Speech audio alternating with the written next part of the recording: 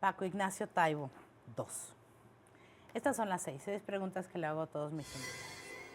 La primera es, ¿cuál es la decisión más difícil que has tenido que tomar? Uy, yo creo que subir por la escalera correcta el 10 de junio del 71. Ah, caray. Porque si me hubiera equivocado de escalera me hubieran matado. Okay. El día del halconazo. El día del halconazo. Y fui a dar una azotea y estaba observando desde arriba, afortunadamente, cuando dispararon una ráfaga de ametralladora a la azotea de al lado, donde hubiera subido si me hubiera equivocado. Pero lo dices esto siempre a posteriori, son reflexiones que siempre haces después.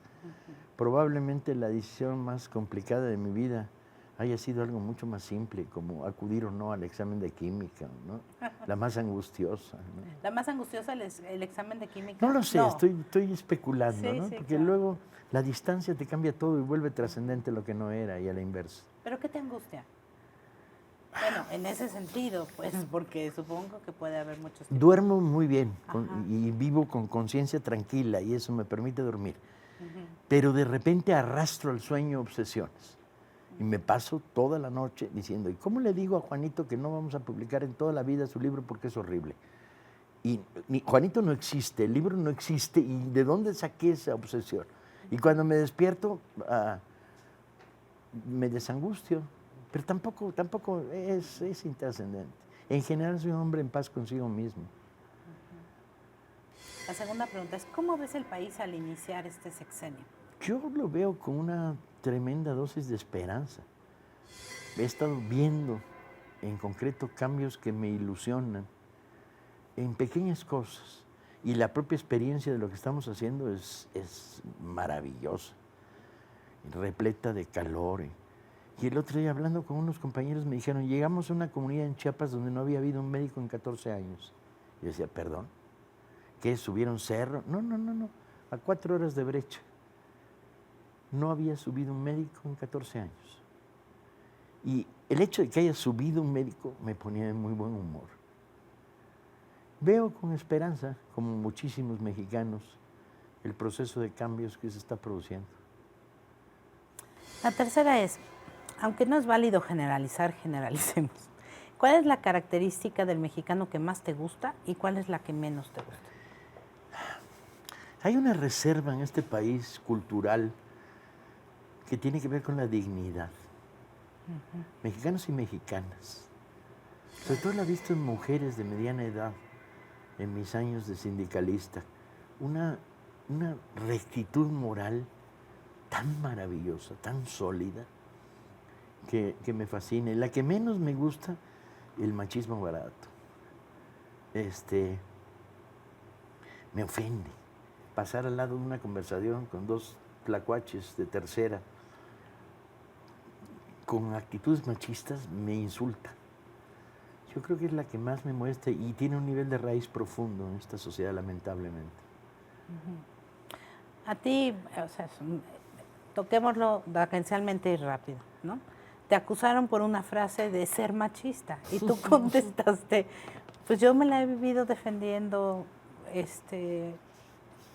derechos de las otras comunidades cosas, homosexuales, mujeres, todo derechos, el tiempo. Toda mi vida, lo cual resultaba ridícula la afirmación. De lo que me podían acusar, hicieron bien acusarme, es de lépero, porque sí, soy muy lépero. Me formé en el barrio, en una secundaria en la colonia San Rafael, donde para poder entrar a tomar clases tenías que alburear al prefecto, y si no, no entrabas, y al merenguero, doble labor. Y el lenguaje de la picaresca siempre me atrajo profundamente y lo uso. Soy, en términos generales, informal, mal hablado, políticamente incorrecto. Bueno, pues eso es cierto. Subversivo, revolucionario, ¿no? ¿Eh? Sí, subversivo, revolucionario, ¿no? Pues sí. ¿Y luego? No, nada, Digo, nada más estoy añadiendo. Nada más también, me gustan tus dos añadidos. Irreverente, sí. Irreverente. Sí. Sí, si irreverentes son los que hacen reverencias al poder, yo soy irreverente. No me atrae una relación de sumisión, de sí señor, no señor. Nunca me atrajo, y menos ya en los últimos años de mi vida, ¿no? Bueno, ¿y qué te pareció que en el Senado decían, no, es que este hombre está diciendo que hay que violar mujeres? Era tan ridículo, tan ridículo. ¿Sí? ¿Te pareció que era una sobrereacción? Por Era decir... no una sobrereacción, era una manipulada reacción por personajes que además son deudores morales. Cuando los ves y dices, a ver, este personaje que está tan indignado, en las mañanas es de misa y cirio y en las noches de prostíbulo, está repleto de doble moral y sin embargo a la hora de representar lo políticamente correcto, aparecían como paladines, pero bueno, tampoco era trascendente. Va a ser difícil de contestar. Si pudieras platicar con cualquier personaje vivo, muerto o de ficción, que conoces mucho y has creado unos además memorables, ¿con quién te gustaría platicar? Puedes hacer si quieres una mesita o una cena chiquilla. Yo, entre mis héroes nacionales hay 2 o 3 que me atraen profundamente como interlocutores. Uno es Vicente Riva Palacio, poeta general de la Chinaca, que combatió a los franceses, buen narrador, muy provocador, el autor de Adiós, Mamá Carlota. Me hubiera gustado sentarme a hablar con él. Me parece un personaje lleno de aristas interesantes. El otro es Juan Escudero, el que fue el alcalde socialista de Acapulco en los años 20. Me parece uno de los personajes que era recto como palo de escoba, ¿no? Y esa rectitud llevada a límites sorprendentes me resulta muy interesante. Resulta modélica en la manera como uno cree que debe actuar cuando te aproximas a estructuras de poder. Ahora, si tuviera que escoger uno de ficción, yo quiero hablar con Robin Hood.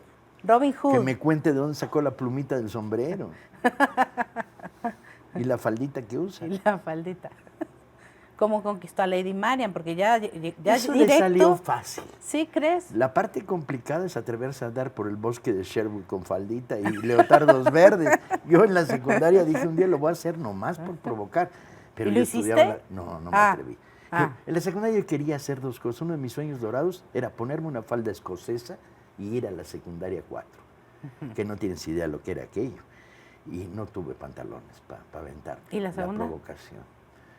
La segunda era ir vestido de Robin Hood en el 15 de septiembre. Okay. Bueno, la quinta pregunta. ¿Tienes algún gran arrepentimiento? Sí. Fíjate qué curioso. Sí. Me hubiera gustado ser saxofonista, karateca, bombero y yo creo que básicamente esas 3. Saxofonista, karateca y bombero. Y saber idiomas exóticos como el polaco o el húngaro. Y la vida me llevó a no poder serlo. Me hice escritor para poder ser saxofonista en ficción, etc. Para poder imaginarte y vivir. Para vivir al escribir de otros. Ajá.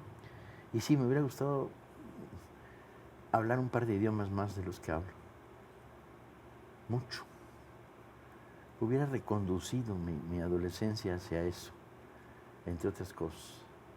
En lugar de estudiar en la prepa Derecho Comparado, hubieras estudiado otro hubiera idioma. estudiado polaco. Polaco. O húngaro. Polaco. Me atrae el polaco. ¿Por? Porque hay un mundo literario fascinante escondido ahí detrás al que no tengo acceso. Okay.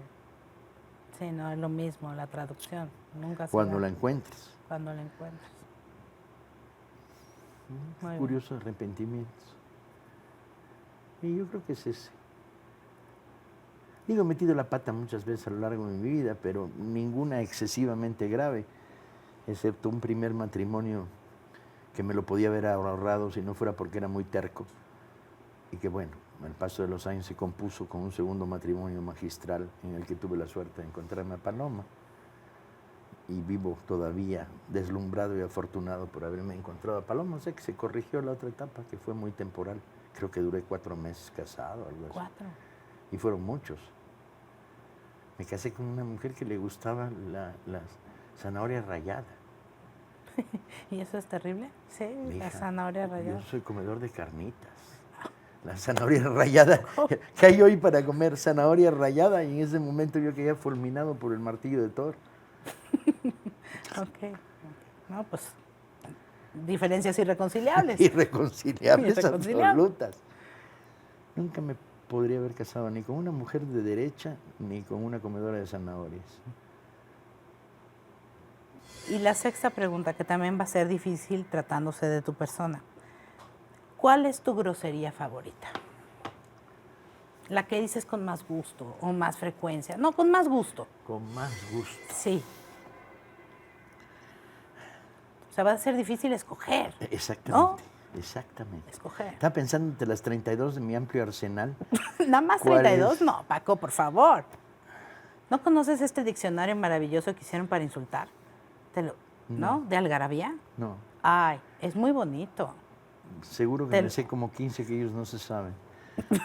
Pero quizá la más brillante, y es curioso, era en la secundaria cuando te contaba, porque para entrar había que alburear al prefecto y al Y al de los merenguero. ¿Pero por qué? ¿Qué relación había el prefecto? Era el bloqueo de entrada. Era el bloqueo. Y el prefecto era un tipo extrañísimo, que no te dejaba pasar si no te lo albureabas. Y el merenguero, pues ya para seguirle el tono, era el otro portero real de mi secundaria en la 4, donde yo estudiaba. Yo soy hijo de la educación pública, estudié en escuelas con número. Y había una magistral que decía, te tapo con cemento y te dejo el albañil adentro. Me parecía Kafka puro, ¿no? Las sonrisas que se oyen en este estudio, vueltas carcajadas, registran el nivel de barbarie, pero al mismo tiempo procaz, pero al mismo tiempo lo barroco, ¿no? Esa me gusta. Okay. Digo, me gusta, no está para usarse en debate sobre el fondo de cultura, pero bueno. No. Lamentablemente. Pues, no. A menos de que hagas un libro al respecto. Ya no me muevas por esa esquina. No. Pero tú, ¿cuál usas más? O sea, cuando te encabronas, ¿qué dices? ¿O cómo? No dices esta frase elaborada. No, esa está muy elaborada. Suelo insultar con una mezcla de insultos españoles aprendido de mis abuelos. ¿Cómo? Como coño, carajo y puñeta, la oración completa, decía una de mis tías abuelas, que me gusta mucho por los sonoros, los elaborados, o lenguaje callejero chilango de la década de los 60. Y mezcla. En general, es un universo en el que me encuentro de muy buen humor. Ahora, últimamente, Paloma me dice, cada vez que tengas la tentación, di cáspita. Cáspita. Recorcholis. Que ¿Cuál vaya mucho. ¿Cuál era la de Martí Batres? Martí Batres le hizo esta misma pregunta. Y te voy a decir lo que él me dijo. Diantres. Cáspita, recorcholis. Cáspita. ¿Qué opina usted de los reaccionarios? Cáspita, recorcholis. Da margen interpretativo. Caramba, ¿no? Caramba. Nada. Está bien. ¿Sí?